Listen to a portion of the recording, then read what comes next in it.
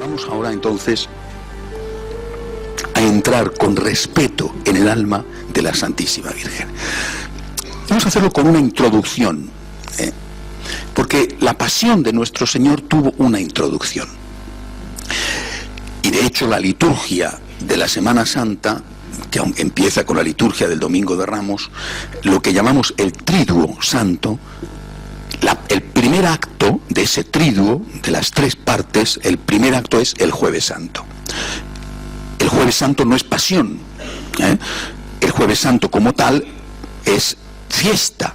Nuestro Señor se reúne con sus amigos más selectos, los apóstoles, se reúne con ellos para hacer la última cena, para instituir la Eucaristía, para regalarnos el sacramento del orden sacerdotal y para proclamar el mandamiento nuevo. Bien, esto es lo que ocurre en ese momento. Bueno, es la introducción al misterio, introducción de qué importancia, ¿no? A continuación, ya sabéis, sale para el Huerto de los Olivos y ahí ya sí que va a empezar la pasión, primero con su oración en el huerto sudando sangre, después el prendimiento y todo lo demás. Bien, ahora, en ese momento de la última cena, primer acto del triduo, primer acto introductorio a lo que va a ser propiamente dicha la pasión, también la Virgen tuvo un protagonismo. Ese protagonismo de la Virgen fue precisamente el protagonismo de no estar, de no estar en parte, habría que decir, porque probablemente colaboró de alguna manera en la preparación de la cena. La Virgen María estaba casi con seguridad en Betania. No nos cuenta el Evangelio nada, no nos dice si estaba aquí o si estaba allá, pero estaba muy cerca de Jerusalén, porque si hubiera estado viviendo donde estaba viviendo, que era en Nazaret o en Caná de Galilea, le hubiera sido imposible en un día presentarse el Viernes Santo, como sí sabemos que estaba, presentarse en el Gólgota, ¿no? Por lo tanto, estaba en Jerusalén o en algún pueblo de los alrededores. Ese pueblo de los alrededores muy probablemente era Betania, la casa de Lázaro, de Marta y de María, la casa donde Jesús se acogía por su amistad y porque estaba fuera de Jerusalén y le permitía, de alguna manera, si había algún apuro, pues tener un poco de escapatoria. Bien, probablemente, por lo tanto, la Virgen estaba allí y muy probablemente participó, junto con las otras mujeres, en la preparación de aquella última cena, ¿no? Aunque sabemos, porque lo dice el Evangelio, que el Señor manda a sus discípulos a que preparen la cena y les dice la forma como tienen que averiguar dónde es, una especie de clave seguramente para evitar a los soldados de los sacerdotes que estaban ya pendientes de cogerle. Bueno, pues la Virgen María prepara. El caso es que tenemos que ponernos, por tanto, en la piel de María. ¿Qué sintió ella cuando Jesús no la invita a esa cena de despedida con sus amigos? Pues probablemente no sintió nada. Es decir, le pareció lo más normal del mundo. Jesús se iba a cenar con los apóstoles y eso era lo que hacía en tantas otras ocasiones, por lo tanto, lo más normal del mundo, ¿no? ¿Sabía la Virgen lo que iba a suceder? Yo creo que sí. Yo creo que sí. Y creo que sabía todo lo que iba a suceder. Todo, es decir, sabía lo que iba a suceder en la última cena y sabía lo que iba a suceder después de la última cena, propiamente la pasión. Suponiendo que la Virgen supiera lo que iba a suceder, ¿qué sintió la Virgen María? No creáis que es un asunto menor, porque naturalmente lo que está en juego es el papel de la mujer en el sacerdocio, porque lo que iba a suceder esa noche era la institución del sacerdocio. El hecho de que no hubiera ninguna mujer allí presente cuando habitualmente las mujeres acompañaban a Jesús indica, así lo ha entendido la Iglesia, así lo sigue manteniendo, que el Señor deliberadamente excluyó a las mujeres del ministerio sacerdotal. El sacerdocio no es un derecho para nadie, ni para los hombres ni para las mujeres. Por eso la Iglesia dice a determinados hombres: tú no puedes ser sacerdote, por lo que sea. No es un derecho que se puede reivindicar, sino que es un don. Y en este caso, misteriosamente, de ese don, Cristo quiso excluir a la mujer.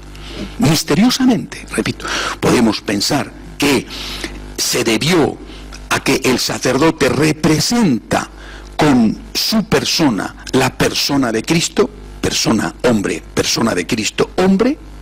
Así es lo que dice la Iglesia, ¿verdad? Esa es la explicación que da la Iglesia, pero en cualquier caso, aceptando esa explicación como válida, yo digo: Señor, acepto lo que tú hiciste y prefiero simplemente aceptar el misterio, ¿vale? ¿Cómo lo siente la Virgen María? A mí esto me interesa muchísimo, y yo creo que a todos, hombres y especialmente mujeres, les debería interesar. ¿Cómo lo siente la Virgen María? Es decir, en el caso hipotético de que la Virgen hubiera sabido que aquella noche Jesucristo iba a instituir el sacerdocio, y que por no estar ella allí, o Marta, o María, o la Magdalena, no iba a haber sacerdotisas, y que ella se hubiera quedado sin ser sacerdotisa, y que ella no hubiera podido en el futuro consagrar a su propio hijo, coger en sus manos el pan y el vino y decir: esto es mi hijo, es decir, tomad y comed, y con su boca pronunciar esas palabras sobre ese pedazo de pan que inmediatamente se convierten en sus manos en el cuerpo de su hijo. ¿Qué hubiera dicho la Virgen María? ¿Qué le hubiera parecido a la Virgen María esto? Es decir, si una mujer, cualquier mujer, puede pensar que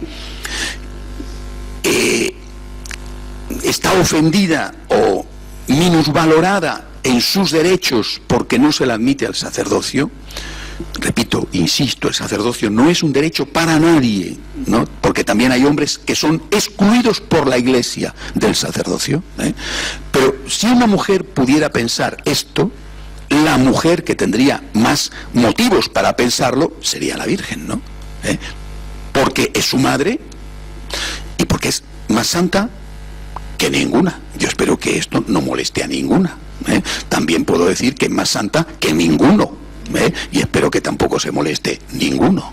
Bueno, es decir, es la Inmaculada, señores.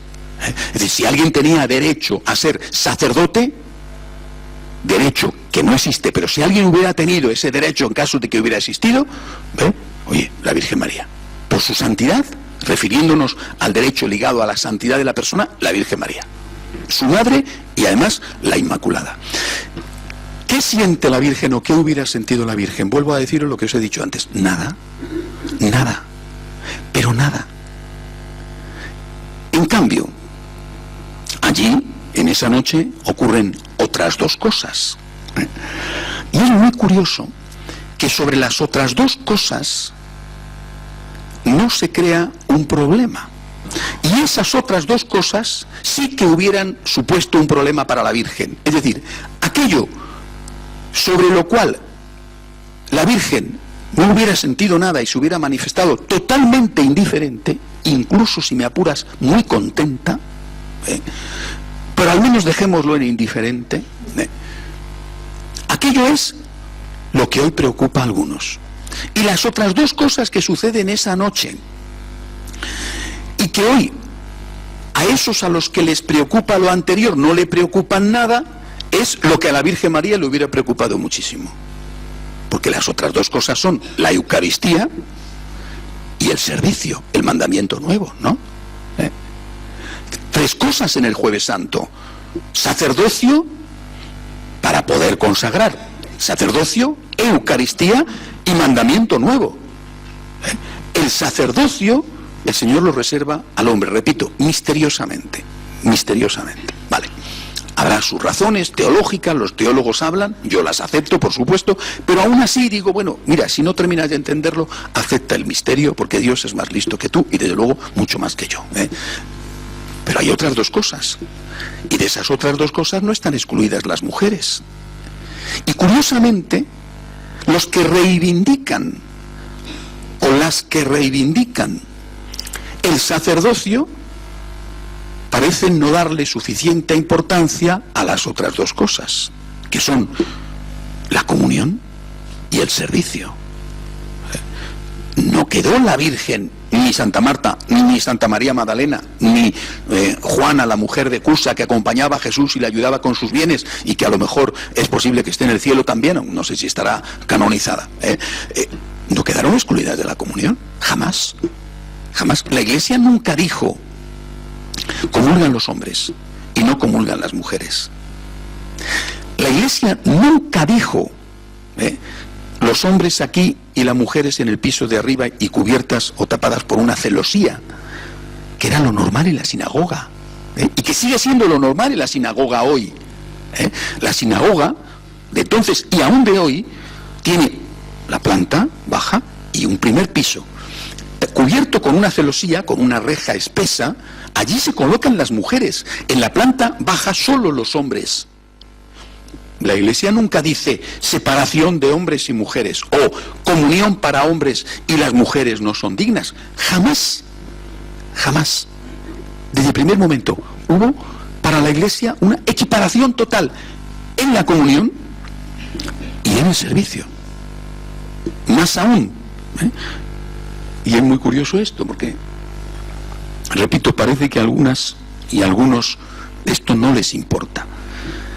Se ha dado y se da continuamente el caso de que al no dedicarte al sacerdocio, la consagración, que está y ha estado siempre abierta por igual al hombre y a la mujer, la consagración se ha llevado a cabo a través del servicio de lavar los pies a los discípulos. Es decir, como las mujeres no podían ser sacerdotisas, las monjas, del orden que sean, las religiosas, las consagradas, han sido históricamente la gran potencia caritativa de la Iglesia. Y se han metido en sitios de la mayor dureza y del mayor riesgo, aún siendo mujeres y siendo, por lo tanto, en algunos aspectos más vulnerables, como por ejemplo ha pasado tantas veces en África con las violaciones. Es decir, más vulnerables, y sin embargo ahí estaban en primera fila desafiando todo tipo de riesgo.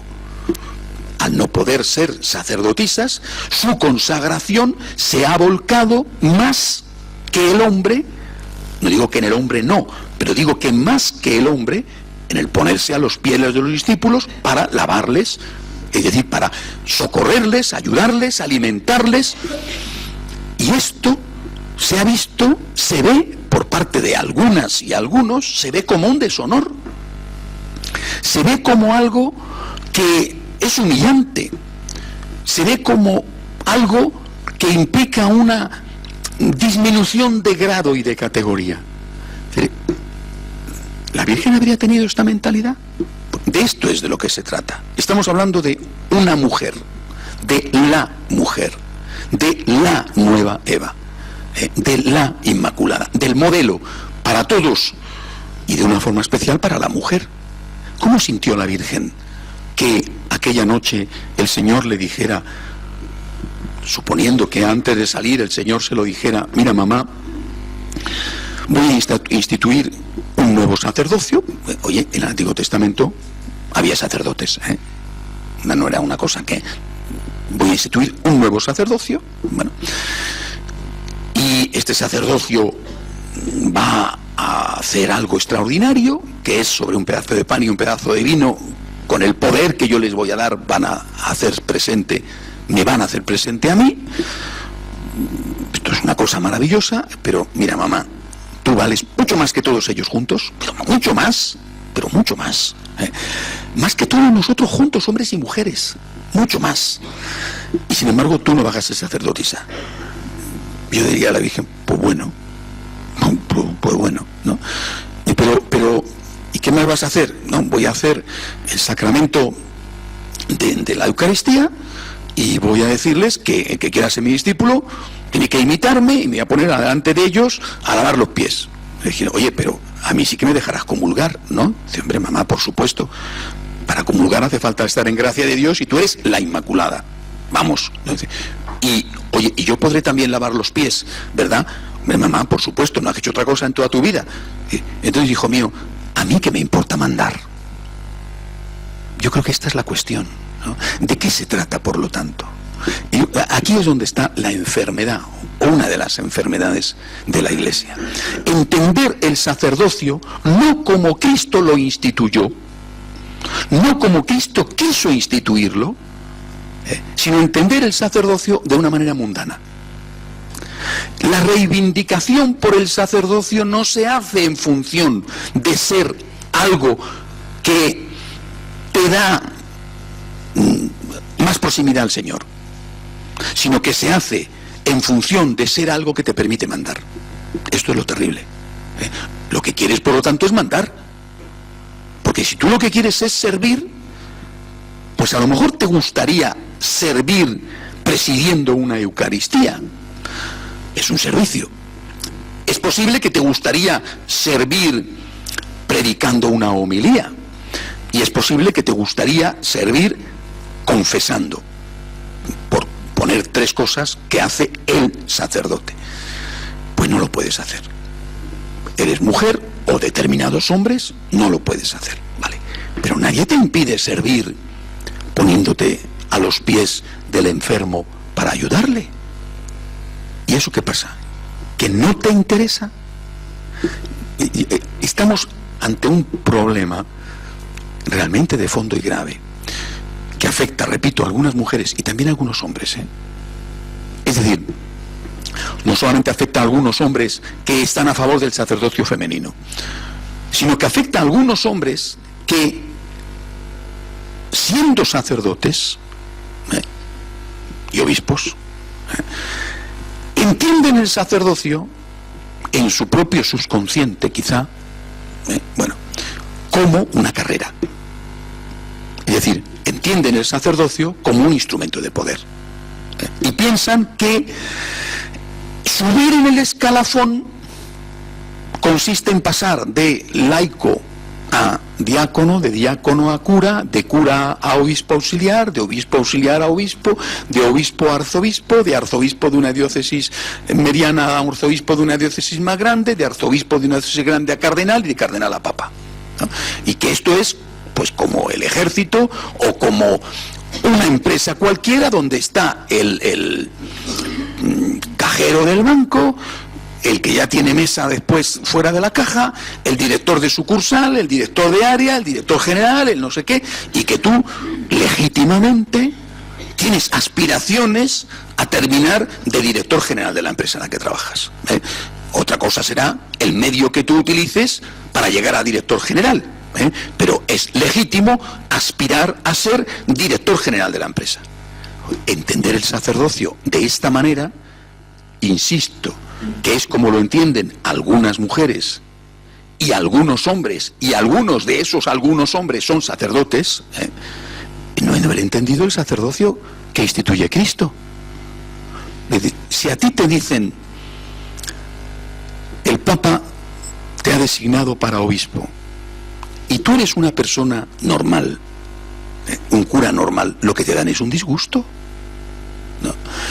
Te dan un disgusto espantoso.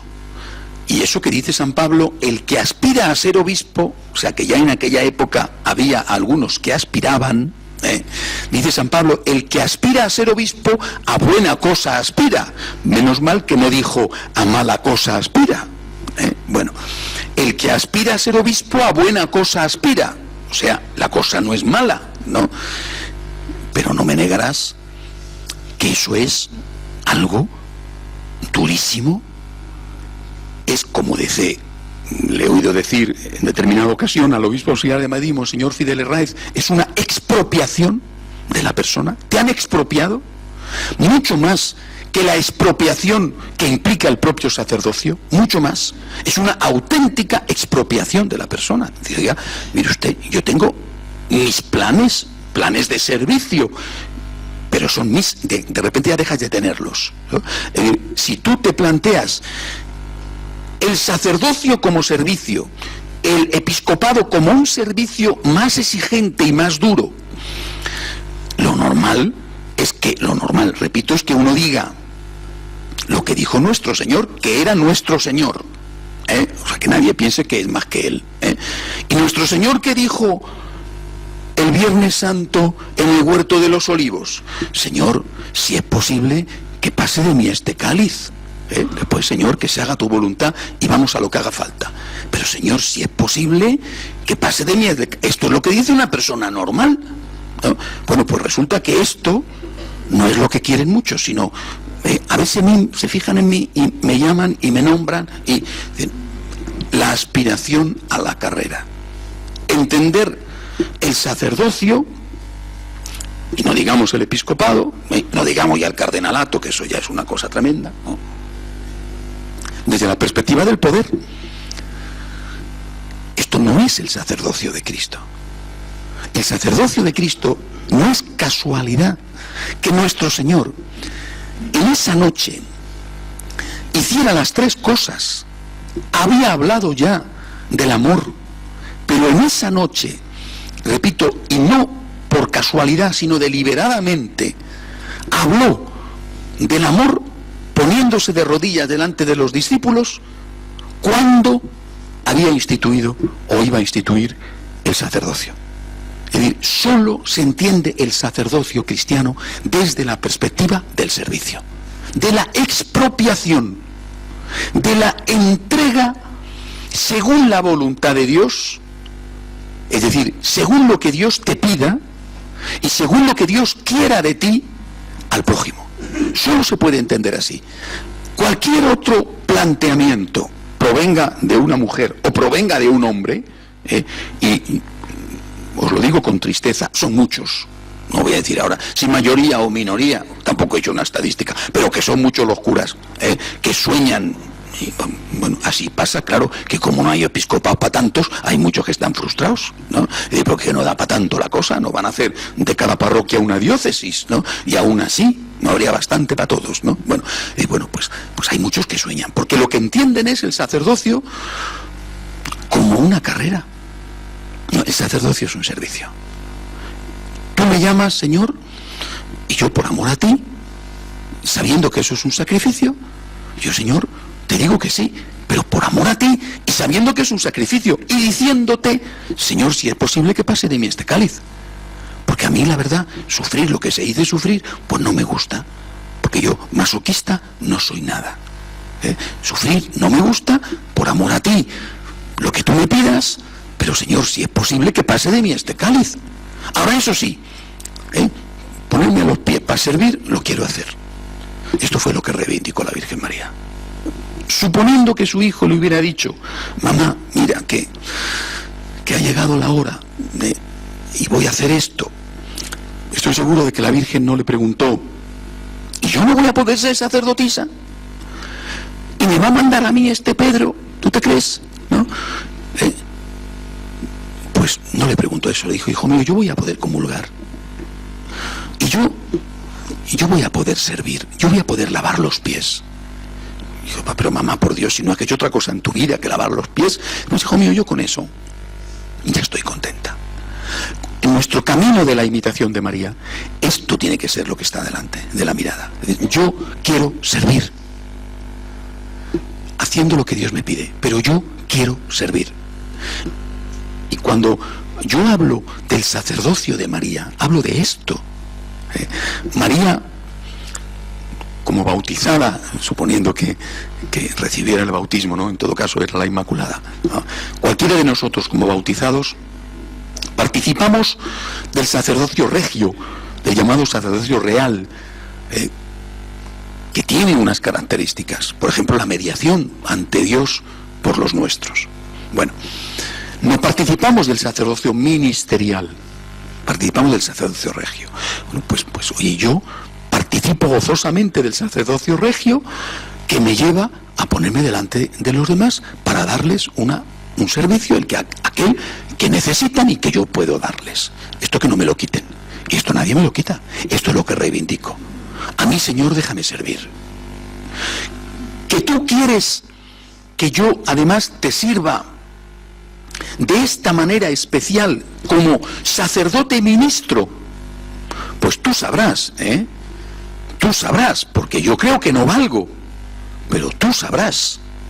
Yo cuando me ordenaron sacerdote, la única duda que tenía era, pero yo valdré. Y esta duda la tenía muy fuertemente, pero yo valdré. No tenía otra. Y yo creo que esta es la duda que hay que tener, la única duda legítima. Pero yo valdré. No tenía la duda de decir, me costará la ayuda de Dios, pero yo valdré. Estaré a la altura de lo que se le pide a un cura. Serviré. Digo, pues Dios sabrá lo que hace. Escuchas, disciernes, escuchas a unos y a otros y dices, Señor, haz de mí lo que quieras. El sacerdocio de María, de ella en tanto que participante del sacerdocio regio, del sacerdocio común de los fieles, es el sacerdocio del servicio. Y los sacerdotes ministeriales, los presbíteros, tendríamos que ser sacerdotes de María. Es decir, tendríamos que imitar mucho más a María y plantearnos nuestro sacerdocio como un servicio, no como una ocasión de mandar, de imponer o de ser servidos. Porque reiteradamente Jesucristo dijo, he venido a servir y no a ser servido. ¿Cuánto nosotros, presbíteros, vivimos esto, deseamos esto, luchamos por esto? Quiero servir y no ser servido. Pues hay de todo, ¿verdad? Gracias a Dios hay muchos magníficos sacerdotes que quieren servir y no ser servidos. Y otros, como he dicho, que sueñan con la carrera y que son sacerdotes de carrera. También es verdad que así les va. Bueno, porque al final siempre está uno traumatizado y frustrado, ¿no? Porque claro, por mucho que consigas escalar, oye, que papa solo hay uno, ¿no? Entonces, al final solo hay un papa, ¿no? Y cuando se mete en ti la ambición no tiene límites. Al final termina por estar frustrado porque no has llegado a papa y papa solo hay uno, ¿no? El Espíritu Santo ahí sí que de verdad que se pone serio, ¿no? Dice, por aquí no paso, ¿no? Este ya tiene que ser uno que de verdad sea un sacerdote de María. Por eso creo que contemplar a María en esa noche, en ese momento, nos da una idea de cómo tenemos que ser nosotros. Y cuando os encontréis con personas que dicen, hombres o mujeres, la mujer tiene derecho al sacerdocio, decirle, yo creo que la Virgen no se lo planteó así. Y tenía, en caso de ser un derecho que no lo es, más derecho que ninguno. ¿Te has planteado si de verdad tú estás buscando el servicio o estás buscando el poder? Quizá estás buscando el poder porque la imagen que te dan muchos curas es la de que el sacerdocio es una forma de mandar. A lo mejor esa es la causa. Y tú, por lo que te están mostrando, has identificado sacerdocio con poder, porque esos sacerdotes están diciéndote con su vida y con sus ambiciones que para ellos sacerdocio es poder. Pero, de verdad, el sacerdocio de Cristo no es poder. El sacerdocio que quiso Cristo es el sacerdocio del servicio. Ponte a los pies y sirve. Y esto es lo que a todos tendría que importarnos más que nada. Esto y poder comulgar. Cuando partes de ahí, sinceramente todo está en su sitio y se acaban los problemas. Quiero terminar con otro punto de esa pasión según María, como final de la introducción. Os he dicho que seguramente la Virgen estaba en Betania y que muy probablemente hubo una conversación. No sé si en esa conversación el Señor le explicó a su mamá lo que iba a hacer en la última cena, no lo sé. Pero lo que sí que estoy seguro es de que en esa conversación se despidió de ella. No me cabe en el pensamiento otra cosa, ¿no? No le dijo hasta luego, se despidió de ella. Si eso no hubiera ocurrido, la Virgen lo hubiera provocado. O sea, algunos de nosotros tenemos más capacidad que otros para leer los ojos o leer la cara, ¿no? Y decir, este está con un problema, ¿no? Pero es que las mujeres, casi todas, tenéis esa capacidad. Y la tenéis especialmente con vuestros hijos. Llega el niño del colegio, lo ve el papá y no se entera. Lo ve la mamá y sabe que le ha pasado algo. Lo sabe, ¿no? Y desde luego no para hasta que no se lo saca. Aunque el niño diga nada, mamá, no para hasta que no se lo saca, y se lo saca. Vamos que sí se lo saca. Pues la Virgen María era una mujer inmaculada, pero era una mujer, y por lo tanto sabía que su hijo estaba en un trance especial. Oye, que su hijo estaba en las últimas horas de su vida en la tierra, en los últimos días y en las últimas horas antes de meterse en algo que fue después un torbellino, una sucesión de acontecimientos que él ya no controlaba, aunque siempre tuvo el poder de decir hasta aquí, ¿no? Pero que él voluntariamente se dejó llevar. Le cogen, le apresan, le llevan a la cárcel, le pegan, le torturan, le meten la cruz encima, le llevan, le crucifican y le matan. Bueno, es decir, aunque la agonía es en el huerto, hay una preagonía, ¿no? En el alma y en el cuerpo de Jesús. ¿Creéis que la Virgen no lo notó? ¿Creéis que una madre no se da cuenta de lo que está pasando? Es decir, hombre, es una mujer y es una madre, ¿no? Es decir, que aunque Jesucristo no hubiera dicho, mamá, vamos a dar una vuelta por aquí, por el jardín de Lázaro, y vamos a charlar un rato, la Virgen le hubiera dicho, oye, ven aquí, ¿qué te está pasando? Y máxime porque sabían todos que el momento era crítico. Había tenido lugar la entrada triunfal en Jerusalén. María sabía, porque lo sabían todos, que le buscaban para matarle. Por lo tanto, oye, que la Virgen no era tonta y que intuía que quizá el desenlace estaba al caer. Se produjo un encuentro, se produjo un diálogo. ¿Y qué ocurrió? Pudo haber sucedido esto. Mamá, yo he llegado al final, para esto he venido, ya te lo he dicho, ha llegado la hora. Me voy a ir a Jerusalén con los muchachos, voy a instituir el sacerdocio nuevo, bueno, después me van a apresar, me van a torturar y voy a morir. Bueno, imagínate que esto lo dice Jesús o se lo saca la madre. Bueno, ¿y qué le dijo la Virgen? ¿No? Podía haber ocurrido solo dos opciones. Primera opción, ni hablar. Oye, es la opción de Pedro, ¿no?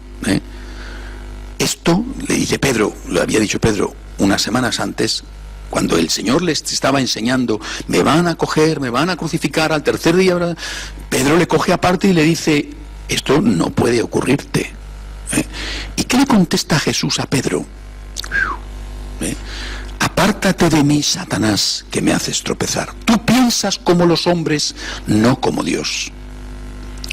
Si la Virgen María le hubiera dicho a Jesús, ni hablar.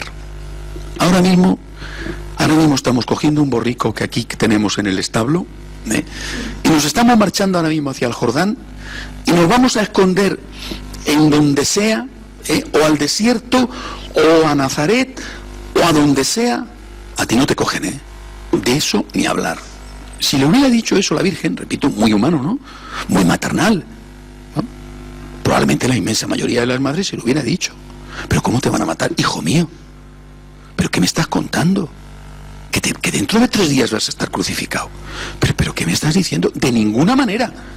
Esto no puede sucederte, pero yo me agarro a tus pies. Es que no te permito que salgas de esta casa. ¿Qué hubiera dicho Jesús a su madre?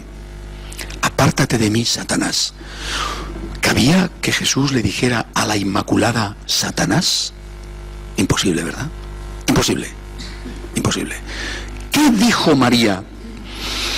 Estoy seguro, dijo: hijo mío, esto es terrible para ti y para mí, pero tienes que hacer lo que tienes que hacer. Has venido a hacer esto y tienes que hacerlo. Cuenta conmigo para ayudarte a hacer lo que tienes que hacer, no para ayudarte a que huyas o a que traiciones la voluntad de Dios, el designio para el cual te hiciste hombre. Has venido a hacer esto, es terrible, yo no lo entiendo, a mí no me expliques porque yo soy una mamá, y a mí no me expliques porque ahora mismo yo no estoy para entender nada. Que tú tengas que morir torturado y crucificado a mí se me escapa, yo no lo entiendo. Esto sí que no lo entendía, y no lo ve el sacerdocio.